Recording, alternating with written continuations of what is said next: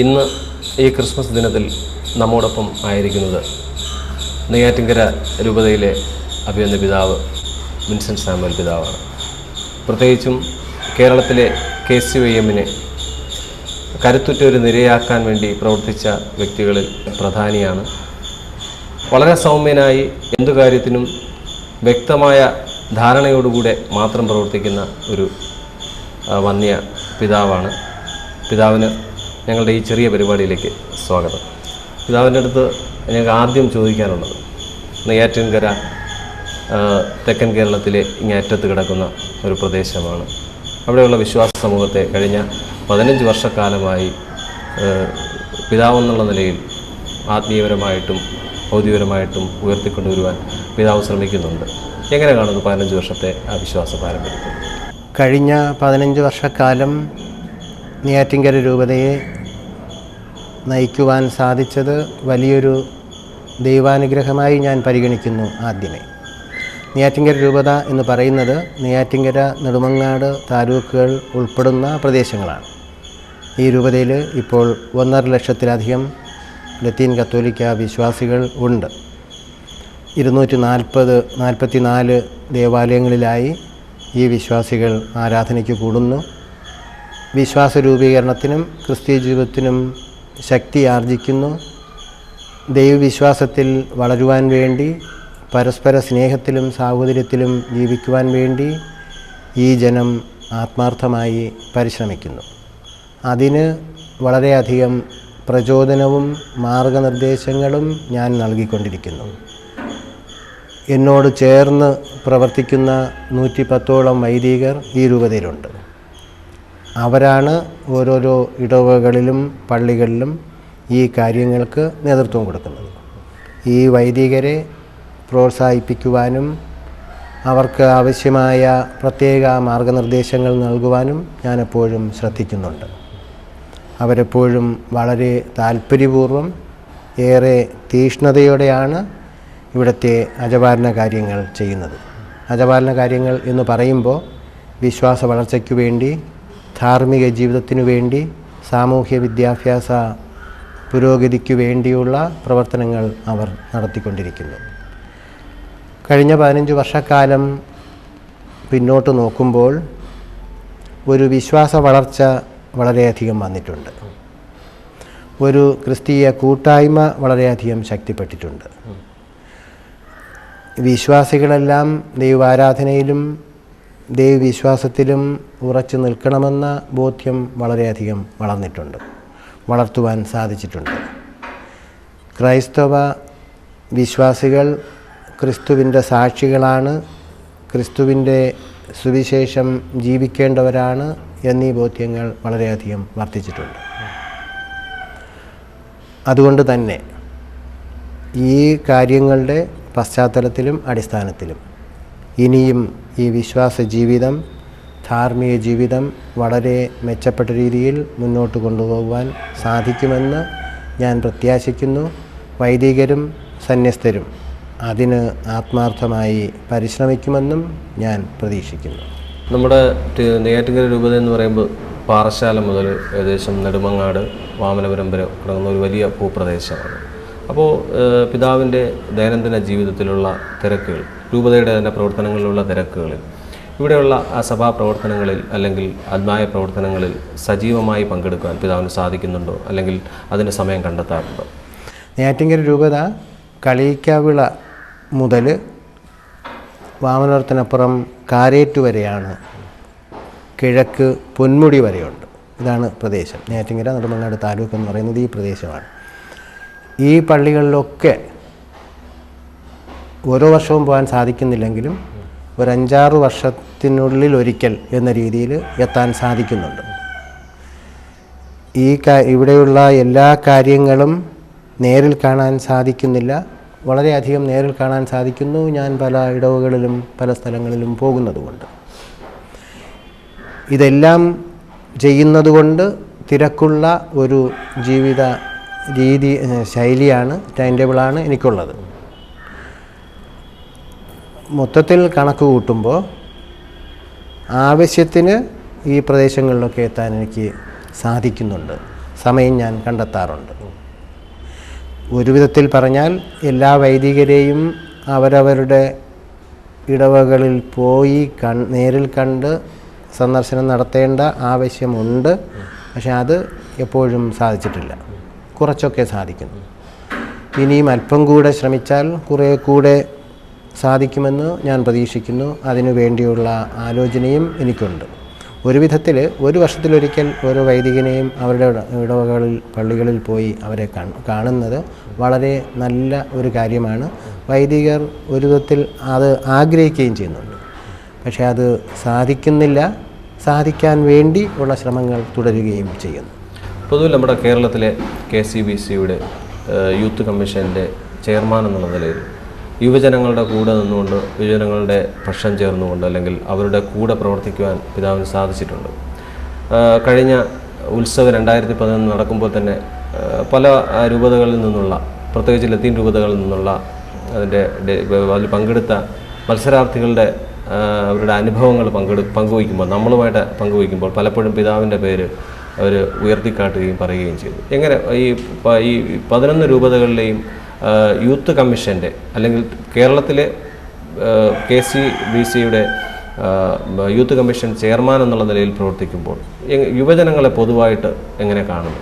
ഞാൻ 1998 മുതൽ 2010 വരെ 12 വർഷക്കാലം KCBC യൂത്ത് കമ്മീഷൻ ചെയർമാനായിരുന്നു. എനിക്ക് ഓരോ രൂപതയുടെയും പ്രതിനിധികൾ ചേരുന്ന ഒരു യുവജന നേതൃത്വം പൊതുവായിട്ടുണ്ട്. സംസ്ഥാന സമിതി എന്ന് പറയും, KCYM സംസ്ഥാന സമിതി. ഇവരിലൂടെയാണ് ഓരോ രൂപതകളിലെയും പ്രവർത്തനങ്ങൾ ക്രമീകരിച്ചിരിക്കുന്നത്.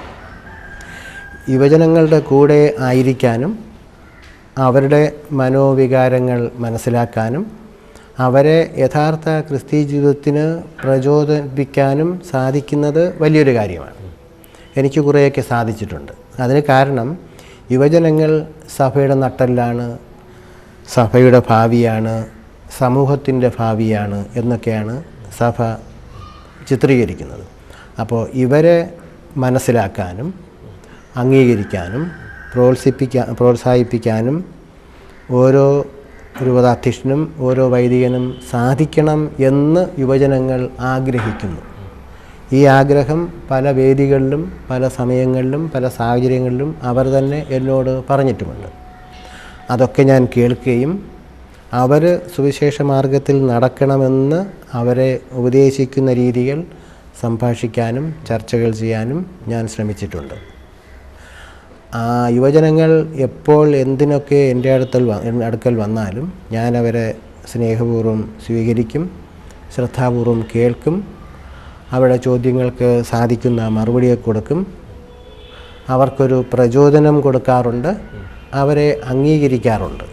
അതുകൊണ്ട് തന്നെ അവർക്ക് എന്നോട് ഒരുപാട് സ്നേഹവും ആദരവും ഉണ്ട്. അതൊക്കെ അവർ കിട്ടുന്ന വേദികളിൽ ഉറക്കെ പറയുകയും ചെയ്യാറുണ്ട്.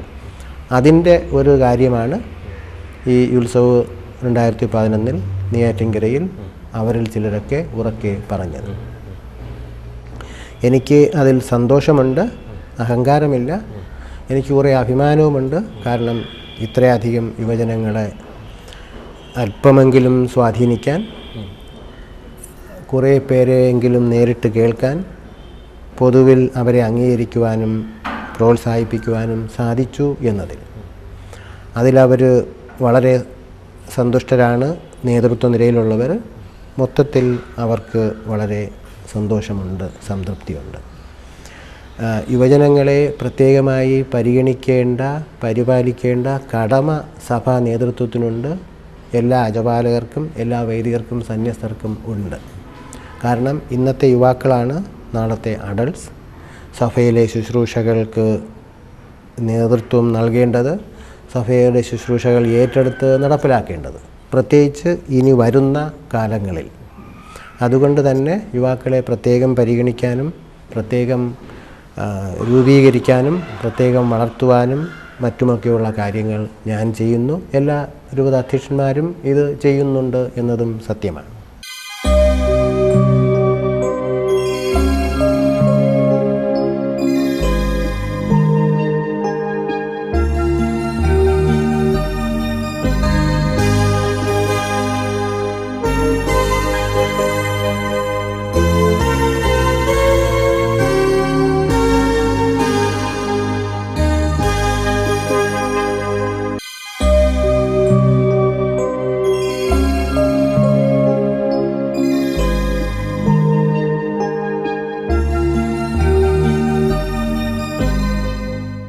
പൊതുവിൽ നമ്മുടെ കേരളത്തിലെ കത്തോലിക്ക സഭകളുടെ വളർച്ച അല്ലെങ്കിൽ പ്രവർത്തനങ്ങളെക്കുറിച്ച് വിലയിരുത്തുകയാണെങ്കിൽ എപ്പോഴും ഈ പിതാക്കന്മാരുമായിട്ടുള്ള എല്ലാ ഒരു ബന്ധമുള്ള ഒരു പിതാവ് എന്നുള്ള നിലയിൽ എങ്ങനെ കത്തോലിക്ക സഭയെ കാണും? ഞങ്ങൾക്ക് KCBCക്ക് ജൂൺ മാസത്തിൽ 2 ദിവസത്തെ ഒരു മീറ്റിംഗ് ഉണ്ട്. അതിനോടൊപ്പം ഒരു മീറ്റിംഗ് അൽമായർക്കും സന്യസ്തർക്കും വേണ്ടിയുണ്ട്. അങ്ങനെ 3 ദിവസത്തെ മീറ്റിംഗ്. ഓഗസ്റ്റിൽ ഒരു വാർഷിക ധ്യാനം ബിഷപ്പുമാർക്ക് എല്ലാം കൂടെ ഉണ്ട്. അതിൻ്റെ അവസാനം 1 ദിവസത്തെ KCBC മീറ്റിംഗ് ഉണ്ട്. ഡിസംബറിലും 3 ദിവസത്തെ KCBC മീറ്റിംഗ് ഉണ്ട്. അപ്പോൾ കേരളത്തിൽ മൊത്തത്തിൽ നടക്കുന്ന കാര്യങ്ങൾ ഞങ്ങൾ കാണാറുണ്ട്, കേൾക്കാറുണ്ട്, പങ്കുവയ്ക്കാറുണ്ട്. പൊതുവിലുള്ള പ്രശ്നങ്ങളും ഞങ്ങൾ അവതരിപ്പിക്കാറുണ്ട്, പങ്കുവയ്ക്കാറുണ്ട്, ചർച്ച ചെയ്യാറുണ്ട്, പ്രായോഗിക തീരുമാനങ്ങളൊക്കെ എടുക്കാറുമുണ്ട്. കേരളത്തിൽ മൊത്തത്തിൽ 30 കത്തോലിക്ക രൂപതകളുണ്ട്. എല്ലാ രൂപത അധ്യക്ഷന്മാരും സാധാരണ ഈ 3 യോഗങ്ങളിലും വർഷത്തിലെ 3 യോഗങ്ങളിലും പങ്കെടുക്കാറുമുണ്ട്. അപ്പോൾ വിശ്വാസ വളർച്ച എന്നത് വിശ്വാസ ജീവിതം ആണ്.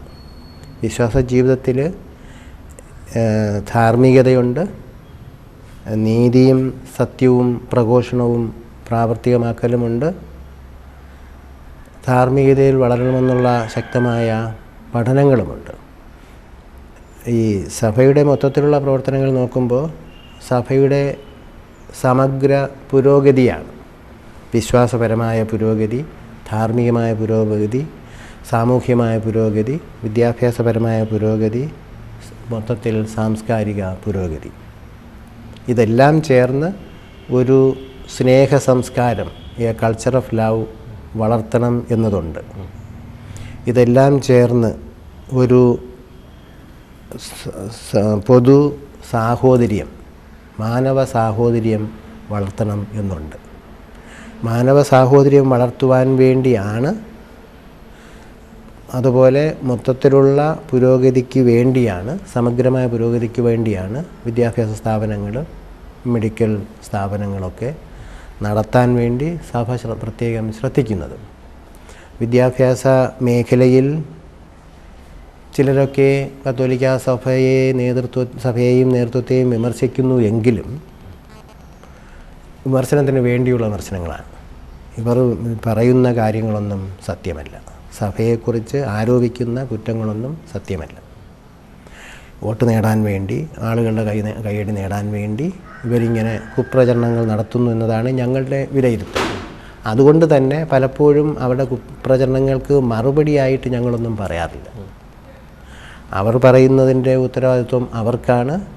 പൊതുജനം ഇന്നല്ലെങ്കിൽ നാളെ ആ കാര്യങ്ങളുടെ വസ്തുനിഷ്ഠത മനസ്സിലാക്കും എന്ന് ഞാൻ വിചാരിക്കുന്നു. ഞങ്ങളിൽ പലരും അങ്ങനെയാണ് പരിഗണിക്കുന്നത്.